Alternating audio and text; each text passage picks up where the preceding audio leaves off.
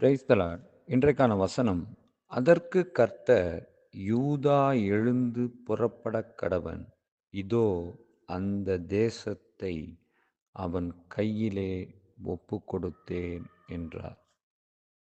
இந்த இன்சிடென்ட் எப்போ நடக்குது அப்படின்னா, யோசுவா மரித்த பிறகு.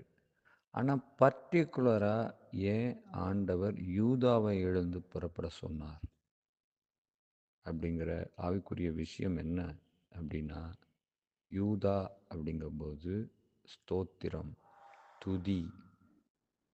எப்போவுமே துதி தான் முதல்ல புறப்படணும். நம்ம வாயிலிருந்து முதலாவது புறப்படுவது துதியாய் இருக்கணும். ஆண்டவரை ஸ்தோத்திரம் செய்கிறதாய் இருக்கணும். சரி, வேற என்ன அப்படின்னா, அது எல்லாருக்குமே தெரிந்தது. யூதா கோத்திரத்து சிங்கம் அவர் அங்கே வெளிப்பட போகிறார். அதற்காக தான் யூதா கோத்திரத்தை ஆண்டவர் அங்கே தெரிந்தெடுக்கிறார். ஆஸ் யூஷுவல் தாவீது அந்த யூதா கோத்திரத்தில் வரணும். தாவீது மூலமாக யூதா கோத்திரத்து சிங்கமாகிய நம்முடைய ஏசப்பா வரணும். இதெல்லாம் முன்குறித்தது.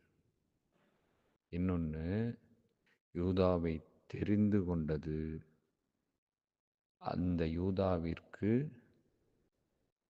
மற்ற விஷயங்களை ஒப்பு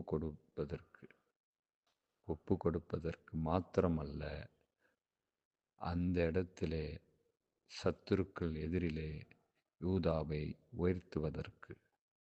அது மட்டுமல்ல, யூதாவுக்கு ஜெயத்தை கொடுப்பதற்கு. அப்போ ஒருத்தரை ஆண்டவர் தெரிந்தெடுக்கிறாருன்னா இவ்வளோ விஷயம் இருக்கு. சும்மா ஏதோ மனிதர்கள் தெரிந்தெடுக்கிறது போல ஆண்டவர் தெரிந்தெடுக்கிறவர் அல்ல. யூதாவை தெரிந்தெடுத்ததன் நோக்கம் இதுதான். எப்படி ஆண்டவர் தெரிந்தெடுப்பார்னு பாருங்க. அப்பொழுது மோசே யோசுவாவை நோக்கி, நீ நமக்காக மனிதரை தெரிந்து கொண்டு புறப்பட்டு அமலேக்கோட யுத்தம் பண்ணு. எதற்கு? யுத்தம் பண்ணுவதற்கு. அமலேக்கோடு யுத்தம் பண்ணுவதற்கு. அமலேக்காகிய சாத்தானோடே யுத்தம் பண்ணுவதற்கு நம்மை தெரிந்து கொள்கிறார். அடுத்தபடியாக கர்த்தர் யோசுவாவை நோக்கி, இதோ எரிகோவையும் அதன் ராஜாவையும் யுத்த வீரரையும் உன் கையில் ஒப்பு கொடுத்தேன். ஒப்பு கொடுக்கிறதற்காக. அது எரிகோவானாலும் சரி, ராஜாவானாலும் சரி, யுத்த வீரர்களானாலும் சரி, ஆண்டவர் ஒப்பு கொடுக்கிறதற்காக நம்மை தெரிந்தெடுத்திருக்கிறார். இது மட்டும்தானா அப்படின்னா அப்படியும் இல்லை. இன்னொன்னே ஆண்டவர் செய்கிறாரு. யூதாவே, சகோதரரால் புகழப்படுபவன் நீயே, ஒரு கணத்தை கொடுக்கிறார். உன் கரம் உன் சத்துருக்களுடைய பிடரியின் மேல் இருக்கும். அங்கு ஆளுகையை கொடுக்கிறார். உன் தகப்பனுடைய புத்திரர் உன் முன் பணிவார்கள். ஒரு மேன்மையை கொடுக்கிறார். கடைசியாக, அவர்கள் தங்கள் பட்டயத்தால் தேசத்தை கட்டிக்கொள்ளவில்லை. அவர்கள் புயமும் அவர்களை இரட்சிக்கவில்லை.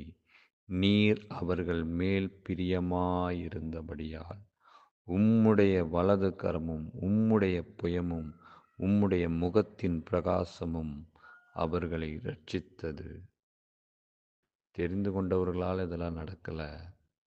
கர்த்தராலே இது வந்தது. கர்த்தராலே இது நடக்கிறது. கடைசியாக ஆண்டவர் நமக்கு வைத்திருக்கிறது வெற்றி, நித்தியத்தின் வெற்றி, ஜீவ கிரீடம் என்கிற அந்த கிரீடத்தை பெற்றுக்கொள்கிறதற்கான ஒரு மகத்தான வெற்றி.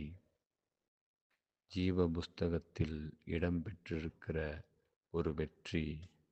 மரணத்தை ஜெயித்த ஒரு வெற்றி. ஸோ ஒன்று புரிந்து கொள்ளணும். ஆண்டவர் தெரிந்தெடுக்கிறார் அப்படின்னா அதில் இவ்வளோ விஷயம் இருக்கு. தெரிந்தெடுத்தால் உனக்கு உண்டானவைகளை ஒப்பு கொடுப்பார். ஒப்பு கொடுக்கிறது மாத்திரமல்ல, அங்கே உன்னை உயர பண்ணுவார். உயர பண்ணுகிறது மாத்திரமல்ல, கடைசியிலே ஜீவனை பெற்றுக்கொள்ளும் அந்த வெற்றியை நீ சுதந்தரிப்பாய். இதுதான் இந்த வசனம் சொல்லுது. இதன்படி நாமும் தெரிந்து கொள்ளப்பட்டு ஆண்டவருடைய அந்த வெற்றியை சுதந்தரிப்போம். காதுள்ளவர்கள் கேட்க கடவர்கள். ஆமேன்.